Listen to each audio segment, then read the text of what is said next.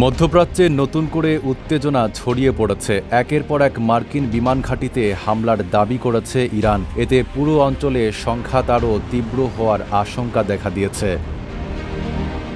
ইরানের ইসলামী বিপ্লবী গার্ড বাহিনী বা আইআরজিসি জানিয়েছে, জর্ডানের প্রিন্স হাসান বিমান ঘাঁটি এবং কাতারের আল উদেইদ বিমান ঘাঁটিকে লক্ষ্য করে একাধিক ব্যালিস্টিক ক্ষেপণাস্ত্র নিক্ষেপ করা হয়েছে।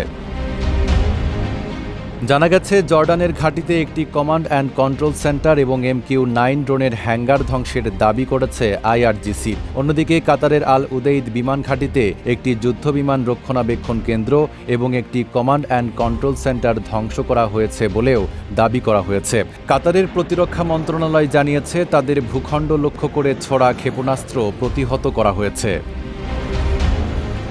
এদিকে ইরান আবারও জানিয়েছে, অঞ্চলে মার্কিন হস্তক্ষেপ বন্ধ না হওয়া পর্যন্ত হরমুজ প্রণালীতে অবরোধ অব্যাহত থাকবে। ইরানের দাবি, কয়েকটি জাহাজ অননুমোদিত পথে চলাচলের চেষ্টা করলেও সতর্কবার্তা উপেক্ষা করেছে। RICL TMX, যুগের পর যুগ স্থাপনা থাকে মজবুত। অন্যদিকে মার্কিন সেন্ট্রাল কমান্ড জানিয়েছে, প্রেসিডেন্ট ডোনাল্ড ট্রাম্পের নির্দেশে সামরিক অভিযান পরিচালিত হয়েছে। তবে এ বিষয়ে হোয়াইট হাউস তাৎক্ষণিক কোনো মন্তব্য করেনি। বিশেষজ্ঞদের মতে, ইরান যুক্তরাষ্ট্রের এই পাল্টাপাল্টি অবস্থান মধ্যপ্রাচ্যের সংকটকে আরও জটিল করে তুলছে, আর এর প্রভাব পড়ছে বৈশ্বিক জ্বালানি বাজার ও আন্তর্জাতিক অর্থনীতিতেও। Desk report, Dhaka post.